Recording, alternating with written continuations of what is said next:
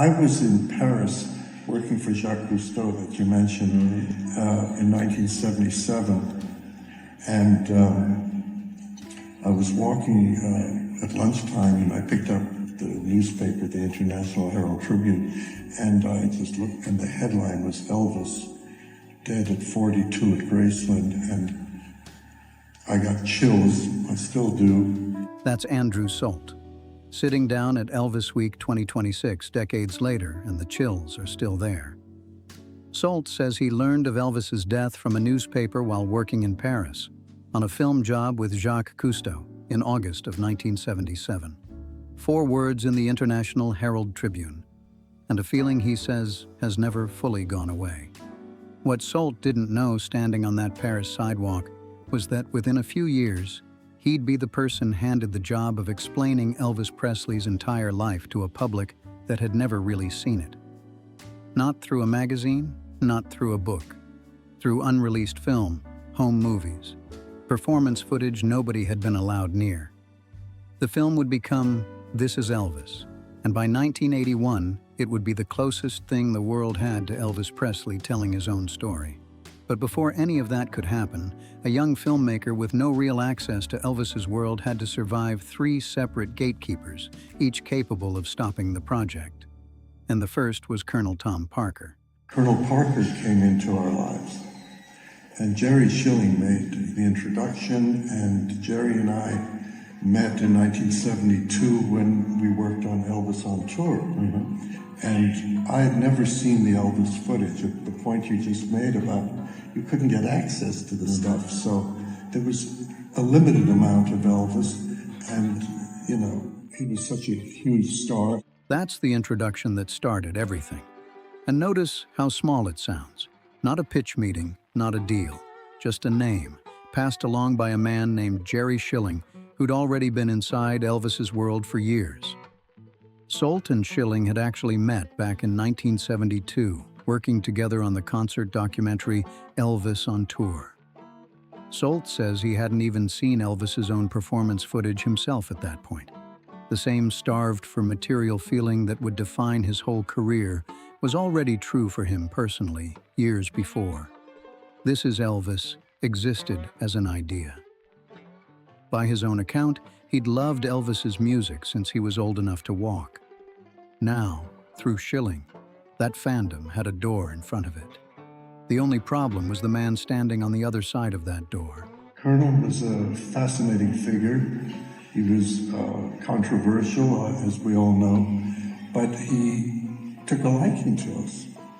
And Jerry Schilling helped move that forward because he used to drive the Colonel to Palm Springs, and it was from that moment he was testing us a little bit, like, who are you guys? Solt is careful about how he describes Colonel Tom Parker here. Warm and likable, he says, while also acknowledging there were sides of Parker's life that weren't exactly ideal, especially once Elvis had grown into a fully independent adult. That's Solt's own account, and it's worth holding on to exactly as he gives it.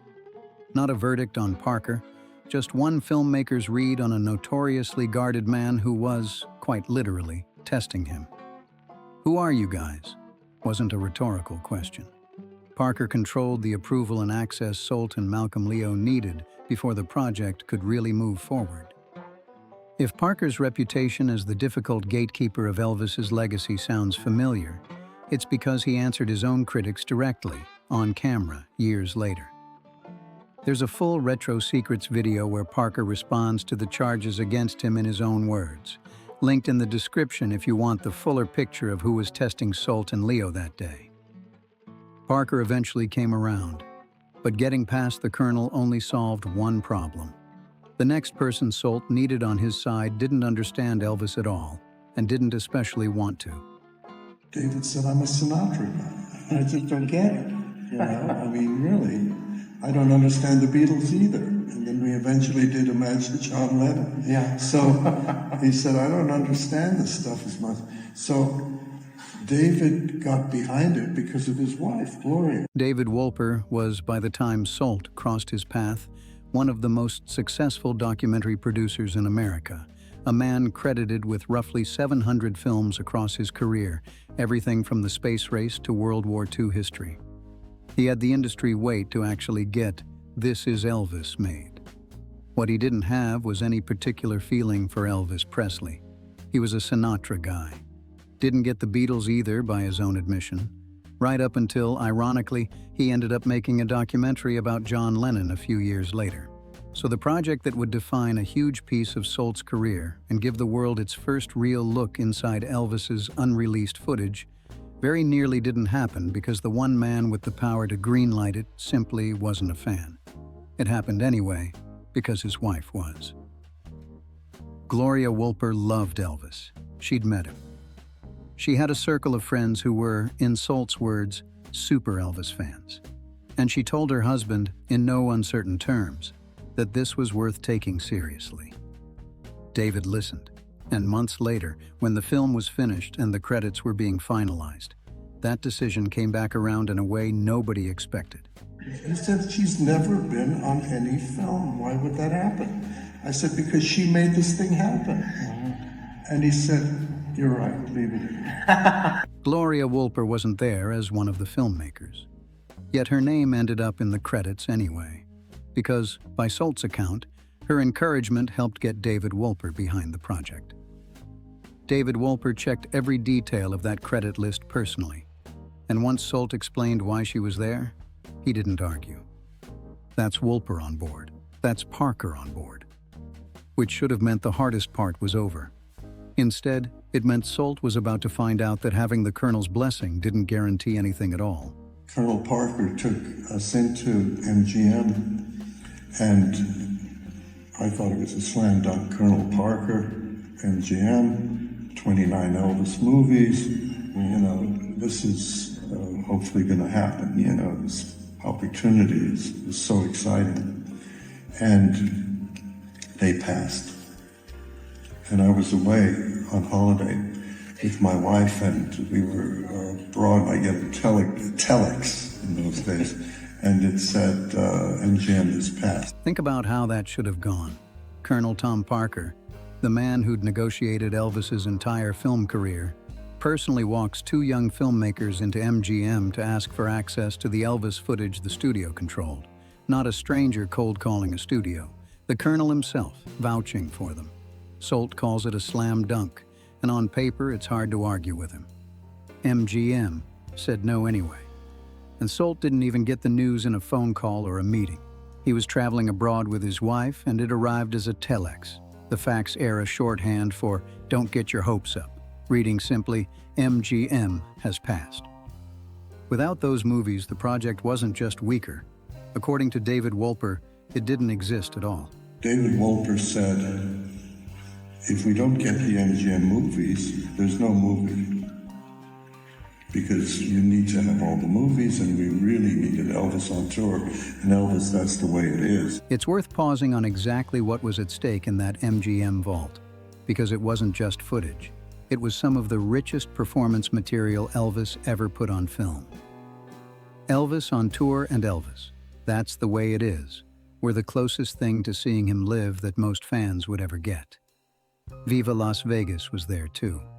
So was Jailhouse Rock, with songs written by Jerry Lieber and Mike Stoller, two of the defining songwriters of early rock and roll.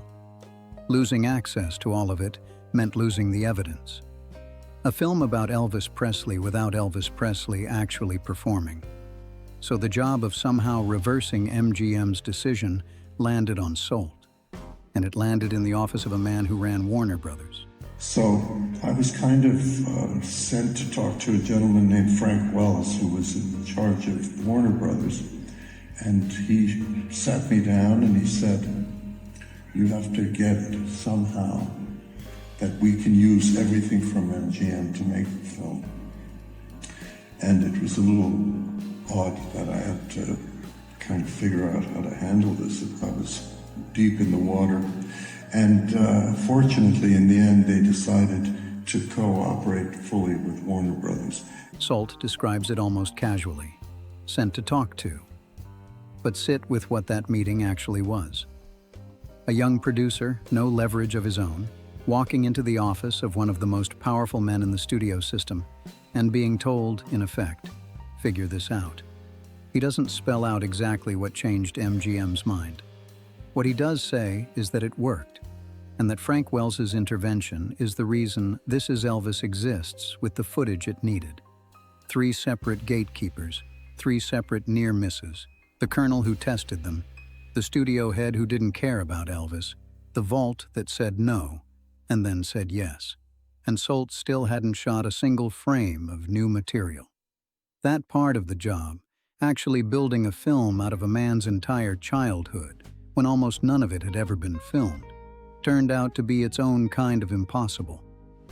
If stories like this, the real, unfiltered fight behind the Elvis history you think you already know, are what you come to Retro Secrets for, this is exactly what the channel does every week. Subscribe, and I'll keep bringing you the people who were actually there. Because in 1980, Solt got a phone call that would send him somewhere the cameras almost never went. Back to the town where Elvis Presley started. I was at Ole Miss in about 1980, and she called me and said that they are in Tupelo filming a movie about Elvis that would become This Is Elvis. And she got me down to where they were shooting. The she is Janelle McComb, a Tupelo native and a friend of Solt's family. Solt says he was at Ole Miss around 1980 when Janelle McComb called him to tell him something few people in Mississippi would have believed. Hollywood had come to Tupelo to make a movie about their town's most famous son. She got Solt down to the set. What he found there became one of the moments he remembers most clearly from the entire production. They were there shooting a scene of the young Elvis boy walking down the street, waving at people on the front porch, going to a house that looked very much like the birthplace. And it was like Hollywood had come to Tupelo. And I thought, even at the age I was, I thought, wow, they care enough about Elvis to actually come to his town. A child actor dressed as young Elvis, walking down a street 1 block over from where Gladys Presley had once worked in a fabric shop, waving at people on a front porch, heading toward a house built to look like the birthplace. Solt says it plainly. It felt like Hollywood had actually come to Tupelo, not just to use the town as a backdrop, but because the production cared enough to be there for real. They could have built that street anywhere. They chose Mississippi. That choice mattered because of a problem no amount of access to the MGM vault could solve. We wanted to make it as real as possible. David had a good argument, which was there's no footage, really, of Elvis until he turns 21. There's no moving footage. There were the newsreels, there was the stuff that, we know at the state fair, etc. There was almost no moving footage of Elvis Presley before the age of 21. A few newsreels, some scraps from a state fair appearance. That's essentially it. If the film was going to show the world Elvis's childhood, the part of the story most fans had genuinely never seen, there was only one way to do it: recreate it, with actors standing in for a man who couldn't be filmed as a boy because nobody had thought to film him. That decision came with real access most people never got either. While they were shooting, Solt found himself somewhere the public wasn't allowed to go at all. It's very important that we had access to Graceland. Now, this is in 1980, and Graceland had not been open to the public, of course, until 82. And it was like walking into this magic world. I mean, to see the staircase, to see the house, to see where Elvis lived, and to see the kitchen, and to see, the jungle room, everything that you guys can access now. This is 1980. Graceland wouldn't open its doors to the public until 1982. So what Solt is describing is walking through Elvis's actual home 2 years before anyone with a ticket ever could. The staircase, the kitchen, the jungle room, spaces that are now some of the most photographed rooms in America, seen at that point by almost no one outside Elvis's own circle. For a filmmaker trying to make a recreated childhood feel true, that kind of access was as close to proof as you could get. But recreating scenes with actors, however carefully researched, was not something documentary audiences were used to seeing. And it did not go over quietly. We then decided we had to tell the story by recreating certain scenes, which at the time was controversial because people said, well, you cannot mix real with, his movies and whatever. You can't have these actors in here. And we were criticized for that. But in recent years, maybe the last 10 years, nobody seems to care about it, and they think it's very good that there is a mix. The pushback was simple and pointed. You don't mix real archival footage with actors playing the part. It breaks the contract a documentary makes with its audience. The argument went, you can't tell people this is real and then hand them a scene somebody staged. Solt and his team did it anyway, and they took real criticism for it at the time. It's a very different conversation now. Docudrama recreation is common enough today that most viewers barely register it. In 1981, it was a controversial choice for this film, and Solt says they were criticized for it. Here's a question worth sitting with. Does knowing those childhood scenes were recreated change how you feel about This Is Elvis? Or does the access Solt describes, Graceland, Tupelo, Janelle McComb, actually make you trust it more? Tell me what you think in the comments. I read every one. That gamble on authenticity also showed up in one very concrete way. A line around the block, in a city that had no obvious reason to expect it. I remember at Warner Brothers, there was a call for Elvis. Impersonators, people who looked like Elvis, etc. And there were 1,000 people lined up. Even in 1980? Yeah. In 1980, they couldn't believe the turnout. It was around the block, and everybody was marveling at what the turnout was. 1,000 people showed up outside Warner Brothers hoping to be cast as an Elvis lookalike in 1980, 3 years after his death, for a documentary nobody outside the production had even seen yet. It's a small detail, but it says something about the appetite. This Is Elvis was tapping into, for a documentary the public hadn't even seen yet. By the time the film was actually finished, all of that, the Colonel's test, Wolper's reluctance, MGM's telex, Tupelo, Graceland, 1,000 hopeful impersonators, came down to one night in Memphis. When it was still in the theater.